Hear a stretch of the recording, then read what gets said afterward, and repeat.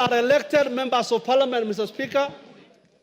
This house is neither a theater, neither is there absurdity in this house, Mr. Speaker. So I would request, Mr. Speaker, that the Honorable Deputy President exercises, dignifies this house by offering an apology. I know he has very little support in this house now. You've made your point. But he may get a little support even just from that apology. He has to apologize to this house, Mr. Speaker, before he proceeds with his speech, Mr. Speaker. Thank you very much. Order. No more points of order. Your Excellency, Deputy President, as you take the floor, this morning, the Speaker made a communication and indicated that we found it abhorrent, some of the contents of your your speech, your statement last evening, in which you described this house in not very good terms. We also indicated that the rules of this house preclude matters pending before the house from being canvassed in other fora, particularly by members of the house, and to an extent of broad interpretation of the standing orders, a person who is subject to the motion going on in the house. It is spilled milk, it's water under the bridge. You said what you said, but it is only fair that, being an immediate former member of this house, that you exercise your conscience to hold as to whether this is a theater of the absurd or is an honorable National Assembly of the Republic of Kenya. You may start by addressing that. Thank you very much, Honorable Speaker.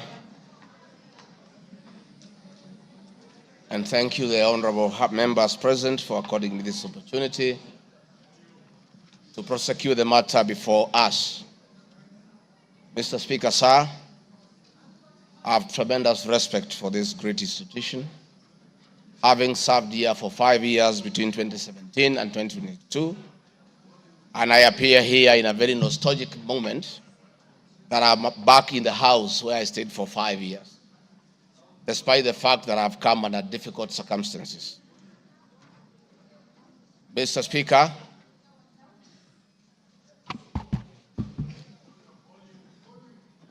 maybe the sound people, is that okay now?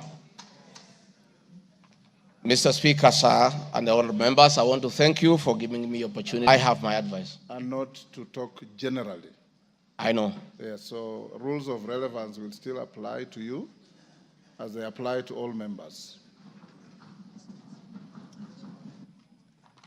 Mr. Speaker, the motion before this great house alleges that 2 years I have acquired property and wealth whose estimated value of 5.2 billion shillings. A significant number of properties to which this sum of 5.2 billion is erroneously and maliciously attached belonged to my late brother, the late Honorable James Gachagua, and as demonstrated by his will, a copy of which is attached. The fact as follows.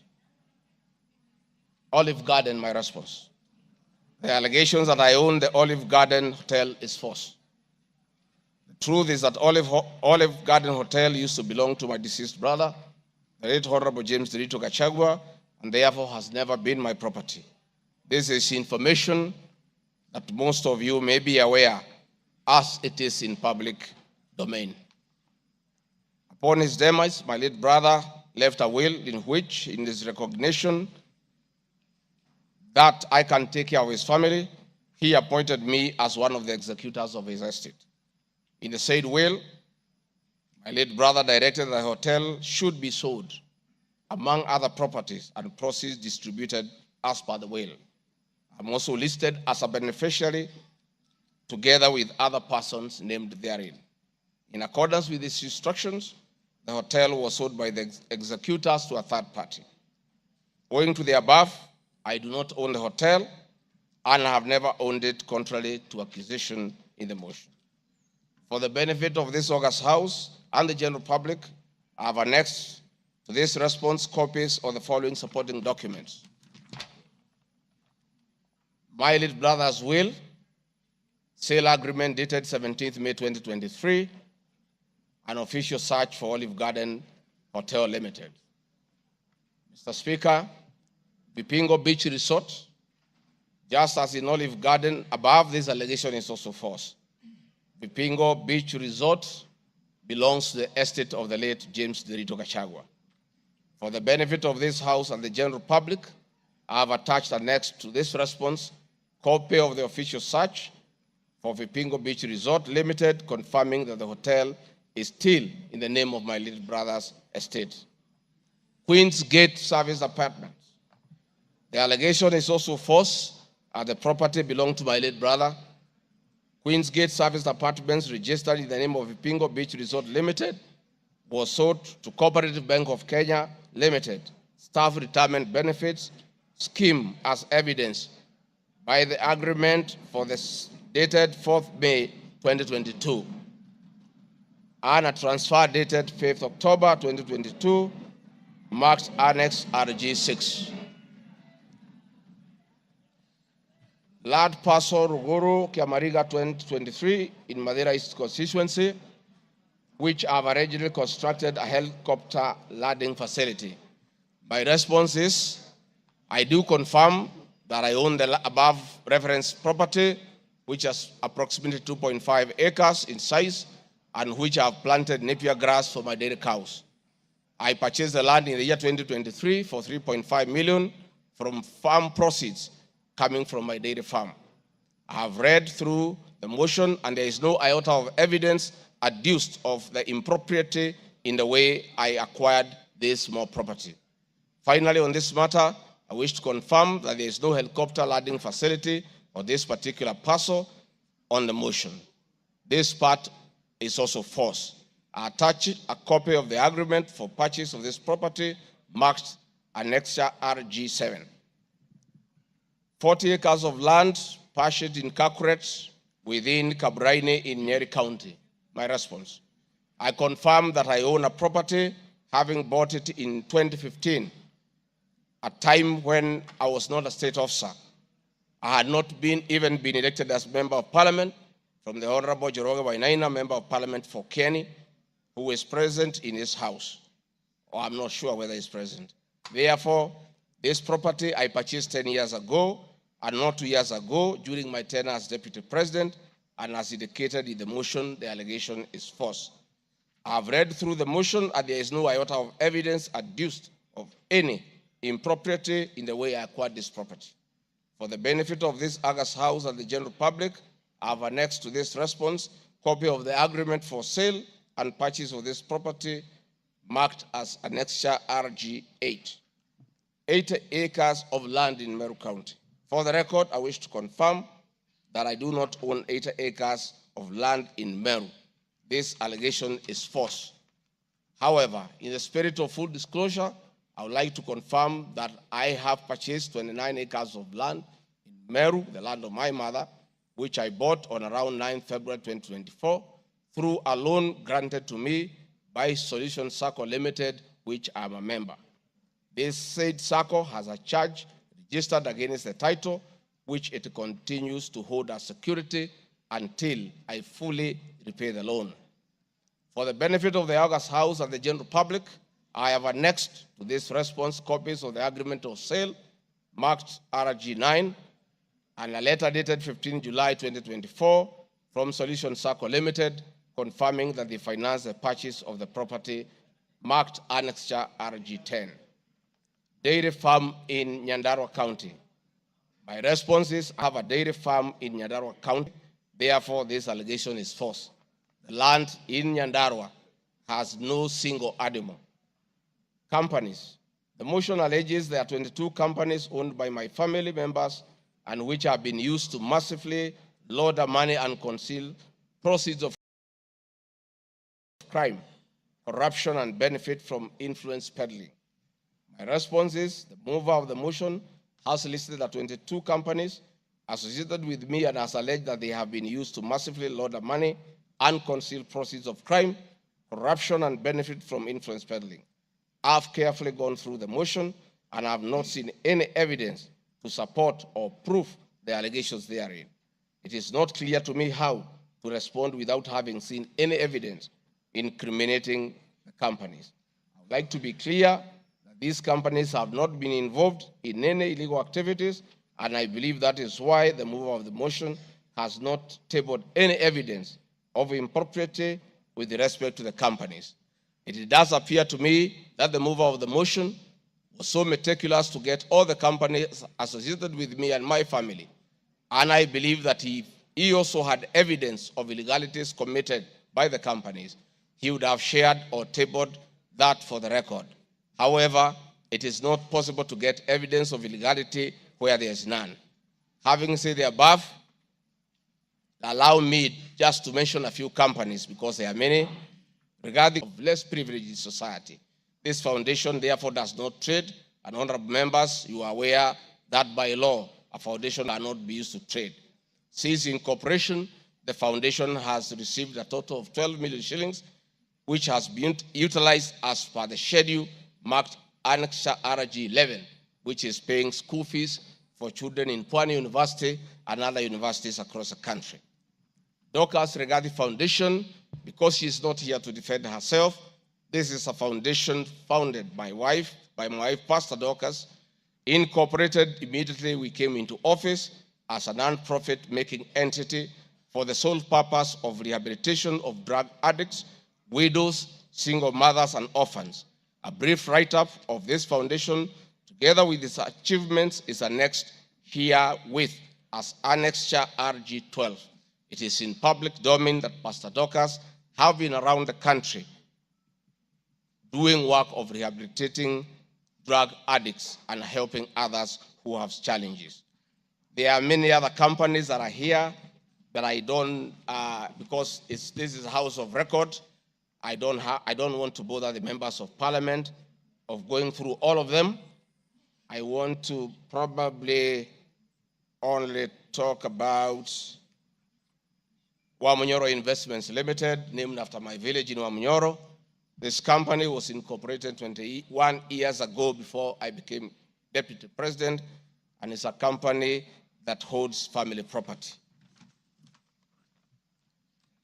Mr. Speaker, sir, I've been accused of exerting influence on officials in the Ministry of Lands to issue an allotment letter to Wamunyoro Investments Limited and using the fraudulently acquired documents in support of a court case. My response, Mr. Speaker, sir, and honorable members, I wish to confirm that Wamunyoro Investments Limited has never been issued with any letter of allotment for land in Embakasi. Wamunyoro Investments Limited purchased this land from a third party in the year 2012. The company's ownership of this property has been confirmed through two legal processes. One, a case was filed before the National Land Commission in the year 2016, adjudicated, and a determination was made that this property belongs to Wamunyoro Investments Limited. That was long before I became the Deputy President of the Republic of Kenya. Again, a matter was filed in High Court, case ELC, case number E242 of 2022, which was filed by the Deputy President. All the documents filed in support of this case were filed in court before I became Deputy President, and no documents have been filed by myself in court upon becoming Deputy President. This being the case, it is not true that I have used my office as Deputy President to manufacture documents filed in this matter. The High Court found that this land legally belongs to Wamunyoro Investment Limited and issued the appropriate direction. This matter has since been challenged in the Court of Appeal. I invite any honorable member who may want to be enjoined in this case to have the liberty to do so. Mr. Speaker, sir, I have been accused in the nets at a cost of 3.7 billion. In response to paragraph 45 of ground 7 at page 23 and 42, paragraph 78 and ground 11 and page 36, 37 or 42 of the impeachment motion, I wish to respond as follows. It is not true, as claimed in paragraph 3 of the witness affidavit of Andrew Mulwa, that I was involved in the KEMSA 3.7 billion irregular procurement of malaria nets, either directly or through proxy. Further, Shobika Impacts Limited was not awarded the subject tender as the acting director of procurement, Dr. Justice Kinoti. A letter 5th May 2023 formally notified Shobika Impacts Limited that its bid was unsuccessful because its tender submitted hence non-responsive. That is clear at paragraph 4 of the witness affidavit of Andrew Mulwa. He contradicts himself by claiming that on 11 July 2023, I pressured him to surrender the original bid board. Yet by the letter dated 5th May 2023, KEMSA collection of the original bid. Thus, there was no cause to pressure to be exerted on Mr. Mulwa for any other purpose.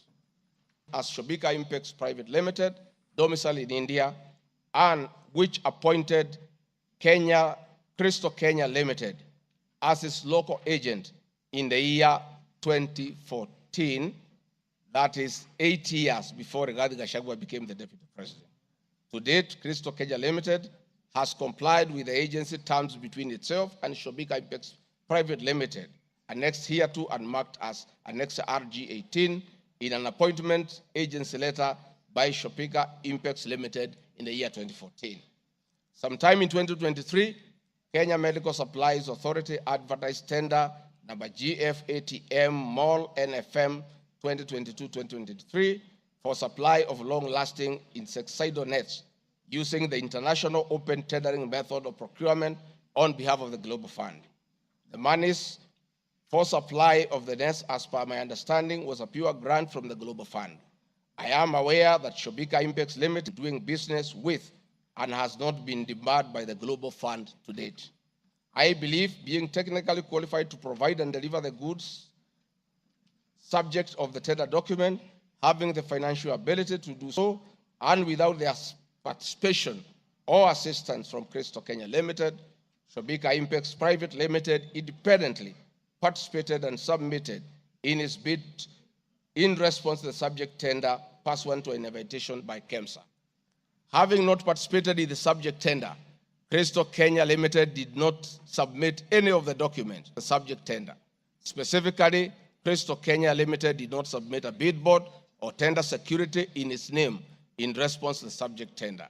It is therefore not true that Crystal Kenya submitted a fake bid board with an intention. It is also not true that with my sons I used Crystal Kenya to massively launder money, conceal proceeds of crime, engage in corruption.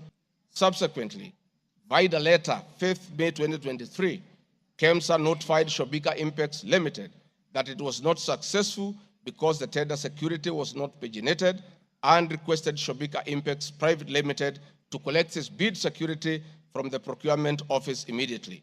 Annexed hereto and marked Annex RG 19 is a said letter by KEMSA dated 5th May 2023.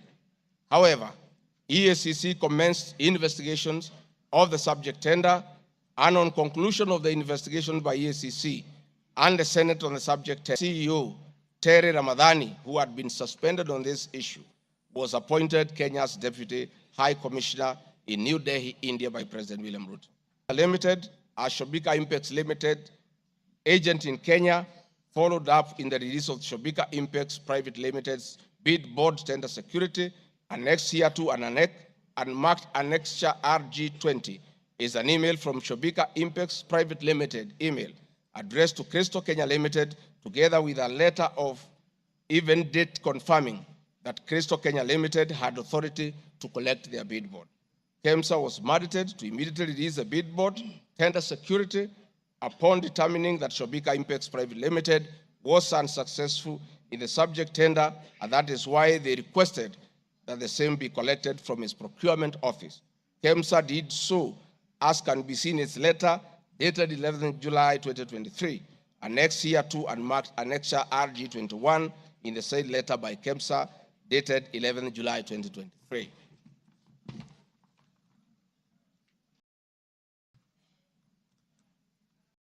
Mr. Speaker, Noting that Shobika Impex Private Limited was not successful, it did not supply any goods and it did not receive any public funds in payment thereof with respect to the subject tender.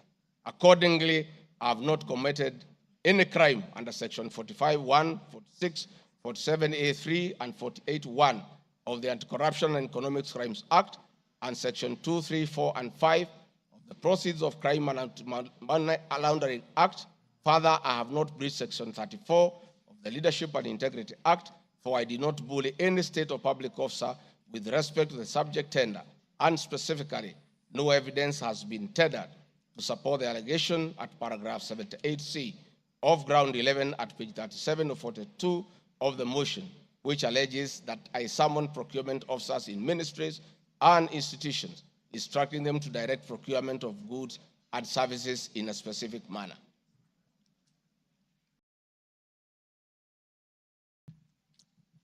I have been accused of unnecessary and expensive renovation of the official residence of the Deputy President in Karen and Mombasa. Mr. Speaker, firstly, I would like to state that funds for the renovation of the official residence were approved and allocated by this Honorable House based on the fact that the premises had been neglected for a very long time when Dr. William Ruto was Deputy President. It cannot be fair that this House would proceed to impeach me because members have approved by way of appropriating monies for the renovations. Mr. Speaker, the contract for the refurbishment of the official residence of the Deputy President, dated 22nd December 2022, was signed by Honorable Katole Metito, the Controller of State House, Office of the President, and Agrobic Investment Limited that was awarded the tender, because the Controller of State House